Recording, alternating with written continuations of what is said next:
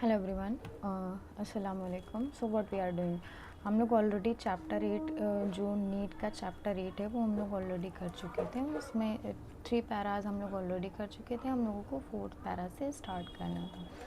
ठीक है, so let's start. देखिए क्या क्या आ रहा है। Okay, I lost my cursor, give me 1 minute.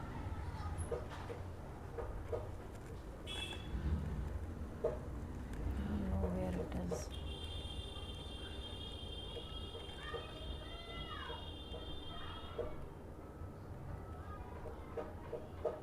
Okay, so let start. देखिए पहले क्या क्या है। इससे पहले हम लोगों ने उसका जो इंट्रोडक्टरी पोर्शन था वो हम लोग ऑलरेडी कवर कर चुके हैं, इंट्रोडक्टरी वाला पोर्शन जो था। ठीक है, नाउ लेट स्टार्ट। देखिए क्या क्या रहा है। An overview of cell. Cell का एक बार हम लोगों को ओवरव्यू देना है। सबसे पहले हम लोग देखेंगे एक नॉर्मल सा हम लोग स्ट्रक्चर। पहले सेल के बारे में हम लोग थोड़ा डिटेल में पढ़ लेते हैं। देखिए हम लोगों ने इससे पहले क्या क्या पढ़ा है कि जो एनिमल सेल है और जो प्लांट सेल है, ठीक है, दोनों में कुछ स्ट्रक्चर में कुछ डिफरेंट होता है। प्लांट सेल में जो सेल वॉल होती है ये उसका यूनिक कैरेक्टर होगी। ठीक है, इसके अलावा एनिमल सेल जो है इसमें जो सेंट्रोसोम वाला पोर्शन होगा ये इसका यूनिक कैरेक्टर होगा। अभी हम लोग देखने जा रहे हैं structure of animal cell and plant cell. ये हम लोग ड्रॉ कर रहे हैं एक एनिमल सेल का स्ट्रक्चर। ठीक है, इधर हम लोग ड्रॉ कर लेते हैं प्लांट सेल का स्ट्रक्चर।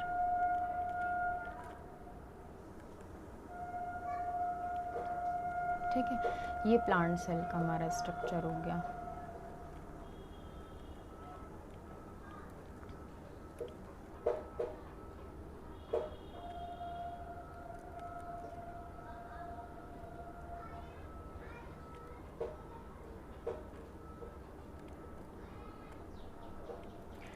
ठीक है, अभी देखिए होता क्या है, एनिमल सेल और प्लांट सेल में कुछ डिफरेंसेस होते हैं और कुछ सिमिलैरिटीज़ होती हैं। वो डिफरेंसेस एंड सिमिलैरिटीज़ हम लोग रीड करने वाले हैं। देखिए होगा क्या, जितने भी सेल्स होंगी उनमें एक अंदर साइड में एक स्ट्रक्चर प्रेजेंट होगा जो कि डेंस जो न्यूक्लियर एनवेलप है उससे कवर होगा। इस पोर्शन को हम लोग कहते हैं न्यूक्लियस। ठीक है, ये न्यूक्लियस आपका प्लांट सेल में भी प्रेजेंट होगा। ये न्यूक्लियस क्या होता है, इसके चारों तरफ एक कवरिंग पाई जाती है। ठीक है, और इसमें कुछ छोटे छोटे पोर्स पाए जाते हैं यहाँ पर। ठीक है, इस तरह के कुछ पोर्स पाए जाएंगे। इन पोर्स को हम लोग कहते हैं न्यूक्लियोपोर।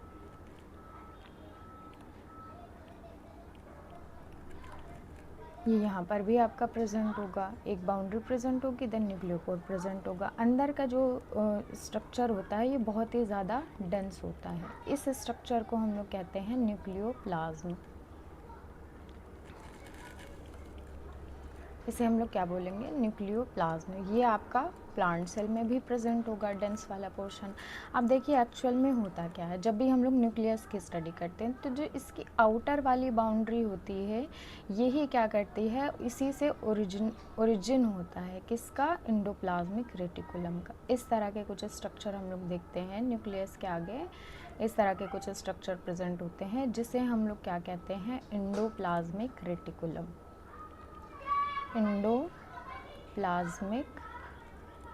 रेटिकुलम। ठीक है, अब होता क्या है, वो एंडोप्लाज्मिक रेटिकुलम जिसमें राइबोसोम्स आपके नहीं प्रेजेंट होंगे उसे हम लोग बोल देते हैं स्मूथ एंडोप्लाज्मिक रेटिकुलम। जैसे कि अभी हम लोग ये वाला स्ट्रक्चर कुछ देख रहे हैं, इसे हम लोग क्या बोलेंगे, क्योंकि इसमें राइबोसोम्स नहीं प्रेजेंट है इसे हम लोग स्मूथ एंडोप्लाज्मिक रेटिकुलम होंगे। ये वाला सेम स्ट्रक्चर यहाँ पर भी आ जाएगा। और जो इसी में प्रेजेंट होते हैं आपके रफ एंडोप्लाज्मिक रेटिकुलम, जहाँ पर राइबोसोम्स आपके प्रेजेंट होंगे, इसे हम लोग क्या बोल देते हैं, रफ एंडोप्लाज्मिक रेटिकुलम। रफ का मीन्स होता है बेसिकली खुरदरा, RUGH, रफ एंडोप्लाज्मिक रेटिकुलम। क्यों, क्योंकि इसमें कुछ राइबोसोम्स के स्मॉल स्मॉल पार्टिकल्स जो होते हैं वो एंडोप्लाज्मिक रेटिकुलम के ऊपर ही प्रेजेंट होते हैं, जिसे हम लोग रफ एंडोप्लाज्मिक रेटिकुलम कह देते हैं। यही एंडोप्लाज्मिक रेटिकुलम जो होगी आपकी, ये क्या करेगी, ओरिजिनेट होकर के आगे बैग लाइक स्ट्रक्चर का फॉर्मेशन करती है, जिसे हम लोग क्या बोलते हैं, गोल्जी एपरेटस बोलते हैं। गोल्जी एपरेटस या फिर गोल्जी बॉडी बोलते हैं। ये 3 होंगी सिस्ट्रांस एंड मीडियन, इस तरह का स्ट्रक्चर। ठीक है, इसके अलावा जो सेल्स होती हैं यहाँ पर भी सेम स्ट्रक्चर प्रेजेंट होगा गोल्जी का। ठीक है, इसके अलावा इसमें क्या क्या प्रेजेंट होंगी, एक तो हमारी प्रेजेंट होगी लाइसोसोम प्रेजेंट होगी जो कि इसी से ओरिजिनेट होती है। देन आपका पेरोक्सिसोम प्रेजेंट होगा, देन वैक्यूल्स प्रेजेंट होंगी, जैसे कि यहाँ पर हम लोग ले लें लाइसोसोम प्रेजेंट होंगी। ये हमारा हो गया लाइसोसोम के ग्रैन्यूल्स हो गए, और यहाँ पर कुछ कुछ वैक्यूल्स प्रेजेंट होती हैं प्लांट सेल में। ठीक है, प्लांट सेल में वैक्यूल का प्रेजेंट होना प्लांट सेल का स्पेशल कैरेक्टर है। ये आपका एनिमल सेल में नहीं प्रेजेंट होंगी वैक्यूल्स जो होते हैं ये सिर्फ प्लांट सेल में ही प्रेजेंट होती हैं। ठीक है, एनिमल सेल में हम लोगों ने क्या पढ़ा, लाइसोसोम। एनिमल सेल में प्रेजेंट था लाइसोसोम। ठीक है, सबसे आउटर की जो बाउंड्री होती है इसे हम लोग बोलते हैं प्लाज्मा मेम्ब्रेन। लाइसोसोम आपका इसमें ये वाला जो आउटर बाउंड्री होगी रेड वाली, ये प्लाज्मा मेम्ब्रेन होगी। लेकिन जो एनिमल सेल हैं इसमें प्लाज्मा मेम्ब्रेन के बाहर कोई भी कवरिंग नहीं पाई जाती, इसलिए इसे हम लोग क्या बोलते हैं, प्लाज्मा मेम्ब्रेन ही इसकी आउटर बाउंड्री है। जबकि प्लांट सेल में ऐसा नहीं होता, प्लांट सेल में ये प्लाज्मा मेम्ब्रेन के बाहर भी एक सेल प्रेजेंट होती है जिसे हम लोग क्या कहते हैं, सेल वॉल कहते हैं। ठीक है, तो ये सेल वॉल हो गई, ये हमारी हो गई प्लांट सेल और ये हमारी हो गई एनिमल सेल। इसके अलावा कुछ इस डिफरेंसेस और हैं वो और देख लीजिए। जैसे कि अगर हम लोग पढ़ते हैं प्लांट सेल की, हम लोग बात करते हैं तो प्लांट सेल में क्या होते हैं, कुछ ग्रीन कलर के क्लोरोप्लास्ट प्रेजेंट होते हैं। क्लोरोप्लास्ट ये सिर्फ प्लांट सेल में ही प्रेजेंट होंगे, एनिमल सेल में नहीं प्रेजेंट होंगे। ठीक है, इसके अलावा आपके जो माइटोकॉन्ड्रियाज होती हैं वो भी प्रेजेंट होती हैं, ये आपकी दोनों में प्रेजेंट होंगी, जिसे हम लोग 10th से पढ़ते चले आ रहे हैं पावर हाउस। ठीक है, तो ये माइटोकॉन्ड्रिया का कुछ स्ट्रक्चर इसमें प्रेजेंट होता है। माइटोकॉन्ड्रिया ये स्ट्रक्चर आपके प्रेजेंट होते हैं। अभी जो हम लोगों ने देखा उसमें हम लोगों ने क्या क्या देखा, सबसे पहला हम लोगों ने कुछ जो सिमिलर पॉइंट थे उनको हम लोग नहीं याद करते, जो डिफरेंसेस होंगे उस पर हम लोग मेन फोकस करते हैं। सबसे पहले तो हम लोगों ने देखा कि न्यूक्लियस प्रेजेंट है, न्यूक्लियोलस उसके अंदर न्यूक्लियस प्रेजेंट है जिसमें चारों तरफ पोर प्रेजेंट है, उसे न्यूक्लियोपोर कहते हैं। अंदर की जो लिक्विड वाला पोर्शन है, dense cytoplasm cell dense liquid portion है, उसे हम लोग क्या कहते हैं, न्यूक्लियोप्लाज्म कहते हैं। उसके जो न्यूक्लियस के चारों तरफ की जो कवरिंग होगी उसे हम लोग क्या कहेंगे, न्यूक्लियर मेम्ब्रेन कहेंगे। फिर जो न्यूक्लियर मेम्ब्रेन है ये इसी से ओरिजिनेट होती है आपके rough endoplasmic reticulum and then smooth endoplasmic reticulum, यही आगे चल करके गोल्जी कॉम्प्लेक्स का फॉर्मेशन करती है। देन लाइसोसोम आपके प्रेजेंट होंगे, और जो इसके अंदर लिक्विड वाला, एक चीज़ ध्यान रखिएगा, सेल के अंदर जो भी लिक्विड पोर्शन प्रेजेंट है उसे हम लोग बोलते हैं साइटोप्लाज्म। सेल के बाहर जो लिक्विड पोर्शन है प्रेजेंट है उसे हम लोग बोलते हैं ईसीएम या फिर एक्स्ट्रा सेलुलर मैट्रिक्स, जो कि हम लोग ऑलरेडी इसके पहले वाले पोर्शन में कवर कर चुके हैं। और न्यूक्लियस के अंदर जो लिक्विड डेंस पोर्शन प्रेजेंट होता है उसे हम लोग बोलते हैं न्यूक्लियोप्लाज्म। ठीक है, तो यहाँ पर हम लोग देख लेते हैं, ये जो सेल है इसे इस तरह के कुछ लिक्विड पोर्शन प्रेजेंट होता है। ठीक है, इसे ही हम लोग क्या कहते हैं, साइटोप्लाज्म, जो कि दोनों में ही प्रेजेंट होगा। ठीक है, इसमें भी आपका प्रेजेंट होगा एंड देन इसमें भी आपका प्रेजेंट होगा, साइटोप्लाज्म में प्रेजेंट होगा। अब देखिए बेसिकली होता क्या है, ये सेल प्रेजेंट और इसके बाहर कुछ लिक्विड पोर्शन प्रेजेंट होता है, उसे हम लोग ईसीएम बोलते हैं।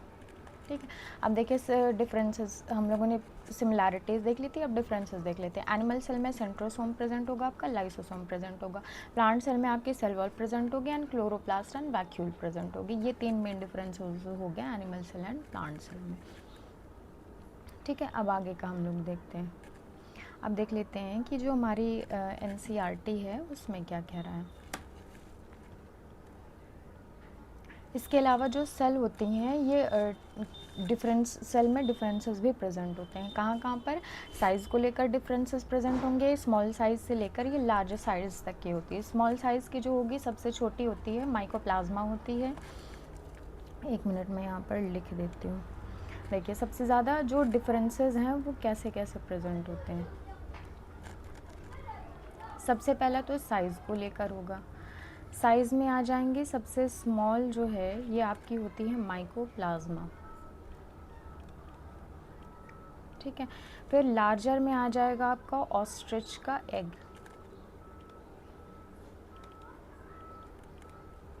ऑस्ट्रिच का जो एग होगा ये आ जाएगा। फिर इसके अलावा शेप में डिफरेंसेस, शेप में कैसे डिफरेंसेस होगा, जैसे कि अगर हम लोग देखें कि इसके न्यूरॉन्स की सेल्स को देखें तो उसका डायग्राम कुछ इस तरह का होता है, ठीक है। ये हमारी न्यूरॉन की सेल्स होंगे, हो गई।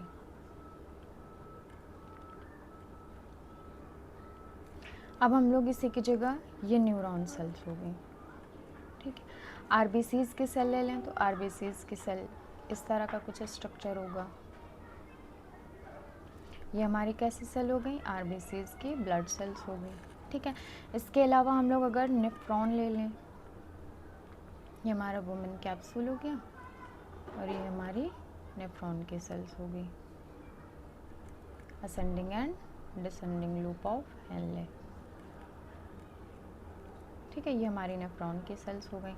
तो सबसे पहले हम लोगों ने देखा कि साइज़ में डिफरेंस है, दूसरा हम लोगों ने देखा कि शेप में डिफरेंस है, तीसरा हम लोग देखेंगे कि फंक्शंस में भी इनके क्या होते हैं, कुछ कुछ डिफरेंसेस प्रेजेंट होते हैं। तो जिसका फंक्शन है उसमें भी क्या होंगे, डिफरेंसेस प्रेजेंट होंगे। न्यूरॉन की जो सेल्स होंगी ये फंक्शन करेंगी किसका, ब्रेन सेल से कनेक्टेड। ये क्या करेंगे, केमिकल स्टिमुली को चेंज कर देंगे इलेक्ट्रिकल स्टिमुली में, देन चेंज करेंगे मैकेनिकल स्टिमुली में। कैसे किया, सबसे पहले केमिकल स्टिमुली थी, इसको चेंज किया इन्होंने इलेक्ट्रिकल में, फिर ये इलेक्ट्रिकल चेंज हो जाती है आपकी मैकेनिकल में, और इसका जो सिग्नल होता है ये ब्रेन में जाता है, फिर उसके बाद जो बॉडी होती है वो रिस्पॉन्स करती है। एकदम लेमैन लैंग्वेज में अगर हम लोग समझें कि हमारी बॉडी को सपोज़ अगर कोई टच करता है तो इसकी स्टिमुली जो है ये न्यूरॉन सेल्स क्या करते हैं, हमारे ब्रेन तक पहुँचाते हैं, और उसके बाद ब्रेन से रिस्पॉन्स आता है कि हमें टच करना है या तो फिर सेफ फील कर रहे हैं हम लोग अगर, तो उसके अकॉर्डिंग में ब्रेन जो होता है हमारा वो रिस्पॉन्ड करता है, ठीक है। वैसे ही आरबीसीज के सेल होंगे जिनका काम क्या होता है, ऑक्सीजन की जो सप्लाई होती है उसको मेंटेन करना। फिर जो नेफ्रॉन की सेल्स होंगी इनका क्या काम होगा, इनका काम आपका फिल्टरेशन का होगा, जितने भी आयंस हैं, आयन से लेकर वाटर जो मॉलिक्यूल हैं बेसिकली जिनको हम लोग कहते हैं इलेक्ट्रोलाइट्स, इलेक्ट्रोलाइट्स को ये मेंटेन करते हैं, ठीक है। वाटर का जो बैलेंस होता है उसको मेंटेन करते हैं। तो जो सेल में डिफरेंसेस हो गया, हम लोगों ने साइज़ के अकॉर्डिंग देख लिया, शेप के अकॉर्डिंग देख लिया एंड फंक्शन के अकॉर्डिंग देख लिया। अब हम लोग एक बार एनसीईआरटी की तरफ मूव करते हैं, देखते हैं एनसीईआरटी में आपका क्या दिया हुआ है। और एक मिनट, इसको मैं कॉपी कर लूँ, अदरवाइज़ कॉपीराइट आ सकता है। यहाँ से कॉपी किया हम लोगों ने एंड यहाँ पर पेस्ट कर दिया। साइज इसका थोड़ा छोटा कर लेते हैं।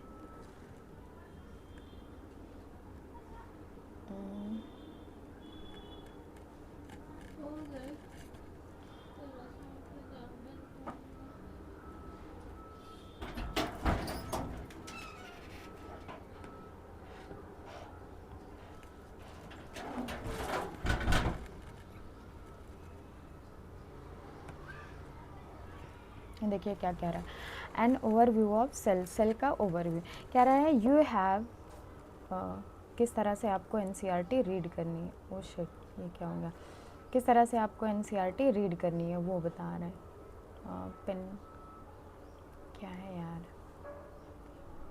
Black hero, oh shit what happen, हाँ ठीक है देख लेते हैं। यहाँ पर क्या कह रहा है, ओवरव्यू ऑफ सेल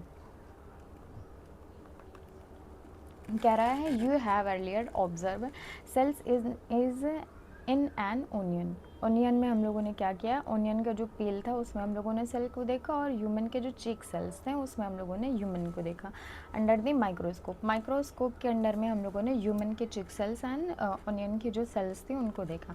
कह रहा है, let us recollect their structure, एक बार उनके स्ट्रक्चर को रिकलेक्ट करते हैं।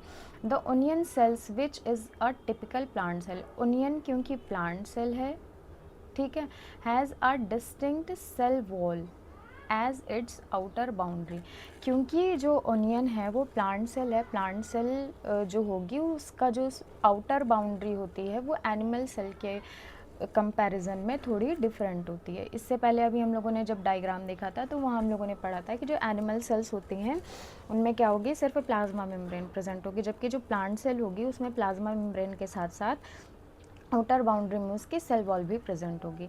Just within its the cell membrane, उसकी सेल मेम्ब्रेन के साथ में ही क्या लगी होती है, आपकी सेल वॉल लगी होती है। The cells of the human cheeks, जब हम लोग ह्यूमन चीक्स की सेल्स को देखते हैं, हैव एन आउटर मेम्ब्रेन, उसमें बाहर की तरफ आउटर मेम्ब्रेन पाई जाती है जिसे हम लोग प्लाज्मा मेम्ब्रेन कहते हैं। As the delimiting structure of the cell, वो बेसिकली क्या करती है, जो प्लाज्मा मेम्ब्रेन है ये एक बाउंड्री क्रिएट करती है सेल की, बाउंड्री का स्ट्रक्चर होता है उसे ही हम लोग बेसिकली प्लाज्मा मेम्ब्रेन कह देते हैं। क्यों? क्योंकि उसके अंदर बहुत ढेर सारे जो सेल ऑर्गेनल्स होते हैं वो प्रेजेंट होते हैं, लिक्विड का पोर्शन होता है वो प्रेजेंट होता है। जैसे कि किसी भी काम को करने के लिए आपको एक इन्वायरमेंट की ज़रूरत होती है, जो प्लाज्मा मेम्ब्रेन होती है सेल को वो अंदर इन्वायरमेंट प्रोवाइड करती है जिससे कि सेल प्रोटीन के सिंथेसिस कर सके और अदर जो उसके फंक्शंस हैं वो कर सके। Inside cells, inside each cell, हर सेल के अंदर इज़ अ डेंस मेम्ब्रेन, एक dense membrane bound structure called nucleus.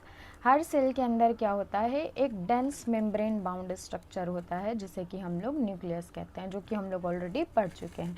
This nucleus contains the chromosome, ये न्यूक्लियस क्या करता है, कंटेन करता है क्रोमोसोम का। अब ये वाला पोर्शन हम लोग थोड़ा सा देख लेते हैं। देखिए होता क्या है, ये जो जब हम लोगों ने सेल देखी इसके अंदर हम लोगों ने देखा न्यूक्लियस। अब इस न्यूक्लियस के अंदर बेसिकली होता क्या है, ठीक है, ये न्यूक्लियस है हमारा, इसमें क्या होते हैं, जब हम लोग ह्यूमन सेल्स की बात करते हैं, हम लोग पूरा प्रॉपर एग्जांपल लेके चलेंगे। ह्यूमन सेल्स की अगर हम लोग बात करें तो मेल में एंड फीमेल में कितने कितने प्रेजेंट होते हैं, या तो हम लोग बोल दें 46 प्रेजेंट होते हैं, या फिर हम लोग बोल दें कि 23 पेयर प्रेजेंट होते हैं। ठीक है, अब ये 23 में दो तरह के प्रेजेंट होते हैं, ठीक है, ऑटोसोम वाले और हेट्रोसोम। ऑटोसोम क्या होंगे, यहाँ पर एक बात देख लीजिए, ऑटोसोम क्या होते हैं, स्ट्रक्चर क्रोमोसोम के। ऑटोसोम बेसिकली वो स्ट्रक्चर होते हैं जो कि सिमिलर होते हैं, जैसे कि XX। हेट्रोसोम क्या होते हैं, हेट्रोसोम वो क्रोमोसोम्स होते हैं जिनमें एक क्रोमोसोम दूसरे से डिफरेंट होता है। तो ये वाले जो 22 होंगे आपके, ये कैसे होते हैं, सेम होते हैं। यहाँ पर मेल पूरा लिख दूँ, ठीक है, ये फीमेल है सॉरी। तो ये वाले कैसे होंगे, ये आपके ऑटोसोम होंगे, क्रोमोसोम्स।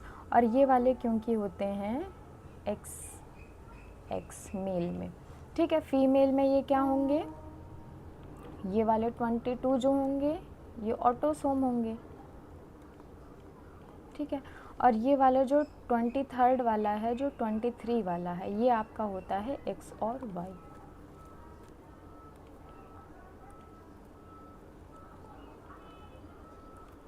मेल में ये जो 23 वाला एक बच गया है, ठीक है, ये बचा वाला एक 23 है जो एक बचा रह गया था हमारा, ये क्या होंगे मेल में, तो ये XX ही होंगे, ऑटोसोम ही होंगे। ये XX है और ये भी XX है, ये XX है और ये XY है, ठीक है। तो ये जब हम लोग जेनेटिक्स का पोर्शन कवर करेंगे तो वहाँ पर पढ़ेंगे। अब ये जो एक X आ रहा है इसको हम लोग बोलते हैं क्रोमोसोम। ये वाला जो पूरा स्ट्रक्चर है इसको हम लोग बोलते हैं सेट ऑफ क्रोमोसोम। ये क्या है, क्रोमोसोम का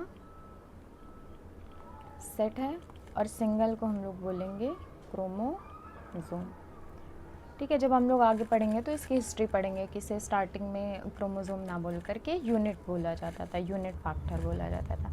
अब ये जो क्रोमोसोम्स होते हैं ये बेसिकली दिखते किस तरह के हैं, तो इनका जो स्ट्रक्चर होता है वो कुछ इस तरह का ड्रॉ किया जाता है। यहाँ पर सैटेलाइट्स प्रेजेंट होते हैं। अब देखिए ये स्ट्रक्चर होता क्या है, इसको थोड़ा सा और डिफाइन करते हैं। ये हम लोगों ने एक स्ट्रक्चर बना लिया क्रोमोसोम का, इस तरह का कुछ स्ट्रक्चर बना लिया, ठीक है।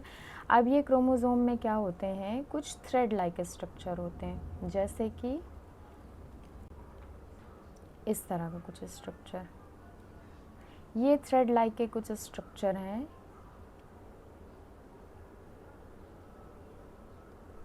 ये कंबाइंड होते हैं और इस तरह का स्ट्रक्चर का फॉर्मेशन करते हैं। ठीक है, इसे हम लोग क्या बोलते हैं, क्रोमोसोम, या फिर इस थ्रेड को हम लोग बोलेंगे क्रोमैटिन थ्रेड। ये वाला हमारा क्या है, क्रोमोसोम। अब ये जो क्रोमोसोम है ये दो चीज़ों से मिल करके बना होता है। ठीक है, मेनली दो चीज़ें होती हैं। एक तो हमारा होगा जो डीएनए वाला पोर्शन होता है, ठीक है, इसको हम लोग बोल रहे हैं न्यूक्लिक एसिड वाला पोर्शन। दो चीज़ों से मिलकर बना होगा, एक तो हमारी हो जाएगी प्रोटीन, दूसरे हो जाएंगे ये क्रोमैटिन थ्रेड। जेनेटिक इंफॉर्मेशन इसको लिख देते हैं,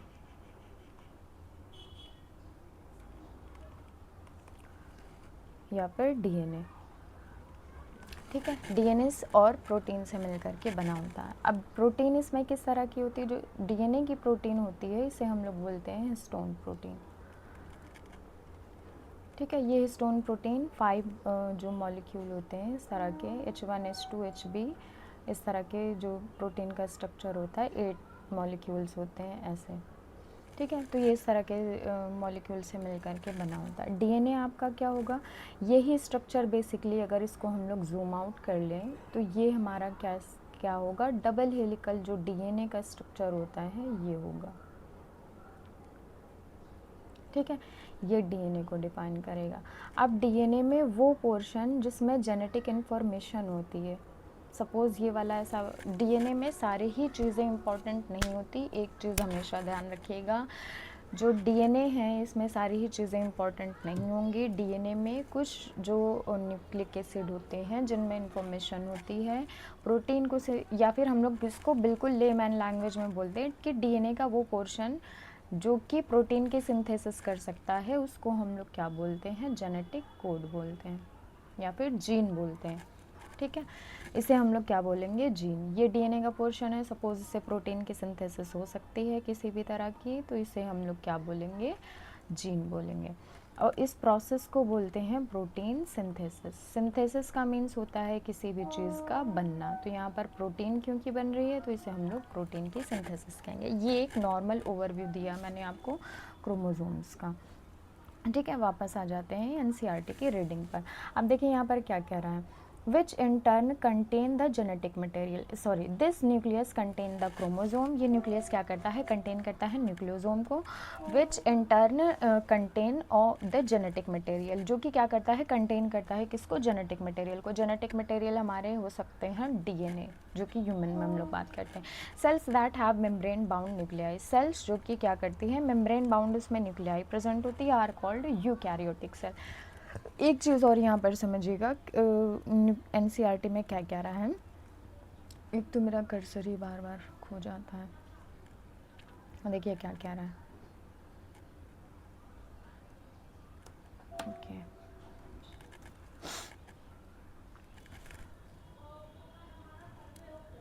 सबसे लास्ट वाली पर थी ना। देखिए यहाँ पर क्या कह रहा है, वो सेल जिसमें ये न्यूक्लियस के चारों तरफ की बाउंड्री प्रेजेंट होती है उस सेल को हम लोग क्या कहते हैं, यूकैरियोटिक सेल, जो कि प्लांट में भी आपके प्रेजेंट होगी और एनिमल में भी प्रेजेंट होगी। ठीक है, दोनों में ही न्यूक्लियस को बाउंड किए हुए बाउंड्री प्रेजेंट होगी।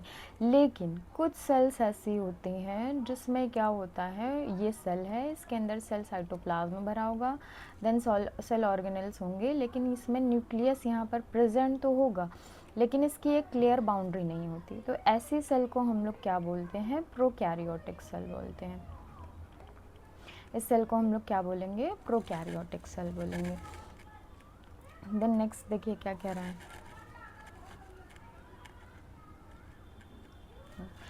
फिर कह रहा है सेल कौन गया, cells that have membrane bound nuclei are called eukaryotic cell, whereas cells that lack membrane bound nucleus are called prokaryotic cell. In both prokaryotic cell and eukaryotic cell, a semi-fluid matrix called cytoplasm occupy of the volume of cell। क्या होता है, दोनों ही तरह के cell चाहे prokaryotic हो या फिर सेल यूकैरियोटिक हो, दोनों ही तरह के सेल्स में सेल्स के अंदर जो लिक्विड वाला पोर्शन होगा वो अंदर फिल होता है, जो कि सेल को वॉल्यूम प्रोवाइड करता है। ठीक है, इसे ही हम लोग क्या कहते हैं, साइटोप्लाज्म कहते हैं।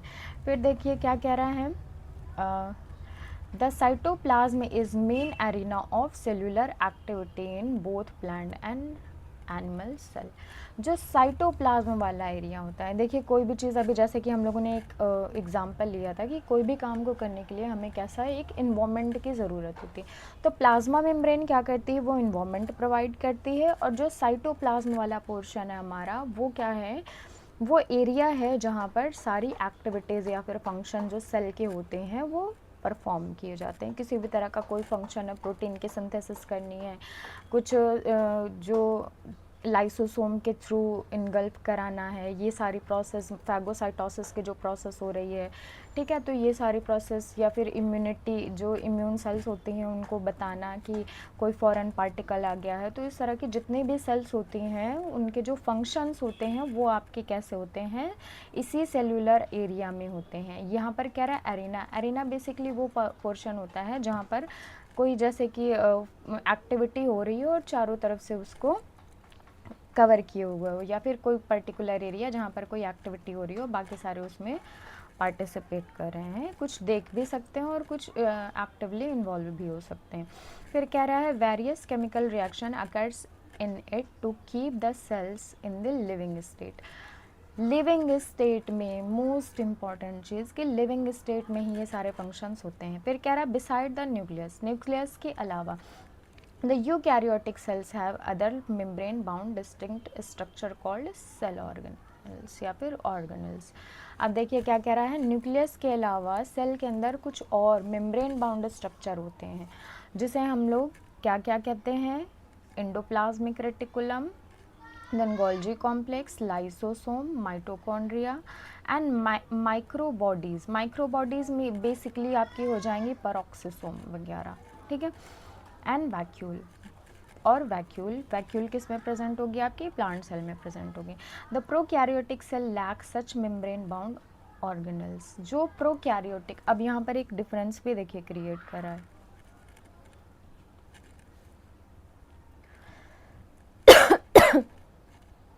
देखिए क्या कह रहा है, जो प्रोकैरियोटिक सेल होती हैं ये सारे स्ट्रक्चर जो हैं, जो मेम्ब्रेन बाउंड स्ट्रक्चर है, कौन कौन से, न्यूक्लियस, इसी से ओरिजिनेट हुई endoplasmic reticulum, then Golgi complex, then lysosome, then plasma membrane.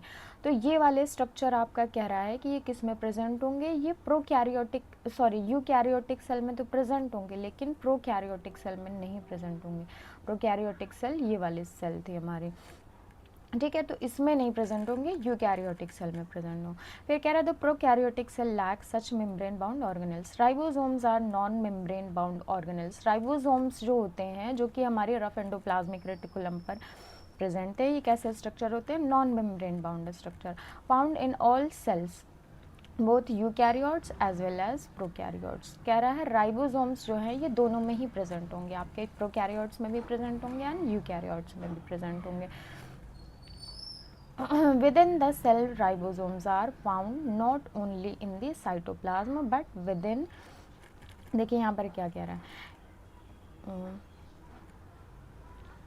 कह रहा है within the cell, सेल के अंदर ribosomes are found, ribosomes present होते हैं, not only in the cytoplasm, ना कि सिर्फ साइटोप्लाज्म में, but also within two organelles, chloroplast in plant and mitochondria of rough endoplasmic reticulum. बहुत ही इंपॉर्टेंट पॉइंट है, इसको आप चाहे तो हाईलाइट कर लीजिएगा।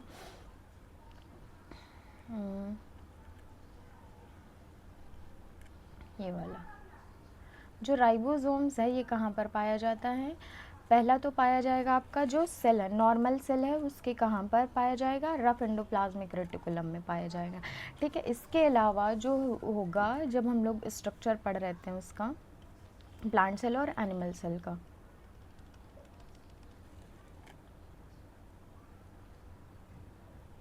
ये वाला, जो हम लोग यहाँ पर स्ट्रक्चर पढ़ रहे थे, हम लोगों ने क्या पढ़ा था, क्लोरोप्लास्ट, इसके अंदर भी आपके राइबोसोम्स प्रेजेंट होंगे, एंड माइटोकॉन्ड्रिया, इसके अंदर भी आपके राइबोसोम्स प्रेजेंट होंगे।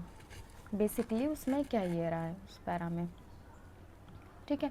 फिर पैरा पर वापस आते हैं, देखिए अब क्या कह रहा है, animal cells contain another non membrane bound organelle called centrosome. Animal cell में सेंट्रोसोम भी प्रेजेंट होते हैं, ये इसका स्पेशल कैरेक्टर है, स्टार्टिंग ही हम लोगों ने इससे करी थी। Which help in the cell division, जब हम लोग सेल डिवीजन आगे मूव ऑन करेंगे तो वहाँ पर इसको देखेंगे, which help in cell division, जो कि सेल डिवीजन में हेल्प करता है। कह रहा है cells differs greatly in size, cell क्या होते हैं, ग्रेटली डिफर करते हैं, किसमें किसमें, साइज में, शेप में, एंड एक्टिविटीज़ में, जो कि हम लोग पढ़ चुके हैं। एक्टिविटीज़ को ही हम लोग बेसिकली बोल सकते हैं फंक्शन। फिर कह रहा है for example mycoplasma the smallest cells, mycoplasma smallest cell है, साइज इसका है 0.3 mm, लेंथ वाइल बैक्टीरिया, जबकि बैक्टीरिया की लेंथ कितनी होती है, तो नेक्स्ट पीपीटी में हम लोग इसको देख लेते हैं कि बैक्टीरिया की लेंथ कितनी होती है।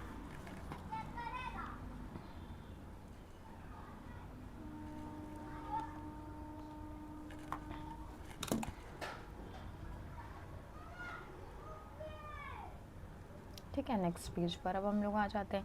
यहाँ पर क्या दिया हुआ है, डायग्राम दिया हुआ है, किसका किसका, रेड ब्लड सेल्स का दिया हुआ है, वाइट ब्लड सेल्स का दिया हुआ है। ये सारे कैसे हैं, पहले तो साइज़ में डिफरेंस है, 2-3 चीज़ें हैं, साइज़ में भी डिफरेंस है, शेप में भी डिफरेंस है, प्लस स्ट्रक्चर में भी डिफरेंस है, फंक्शन में भी डिफरेंट है ये सारे।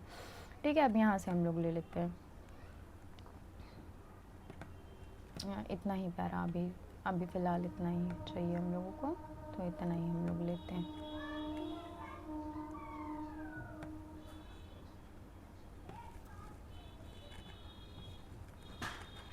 ठीक, जो बैक्टीरियल सेल हैं उनका साइज़ कितना बता रहा है, 3 to 5 माइक्रोनिक्रॉन। फिर कह रहा है the largest isolated single cell of is the egg of ostrich, जो कि हम लोग ऑलरेडी पढ़ चुके हैं कि ऑस्ट्रिच का जो एग होता है वो कैसा होता है, लार्जेस्ट होता है। फिर कह रहा है अमंग मल्टी सेलुलर ऑर्गेनिज्म जैसे कि ह्यूमन में रेड ब्लड सेल्स जो होती हैं इनका साइज़ कितना होता है, 7 माइक्रोन होता है डायमीटर में।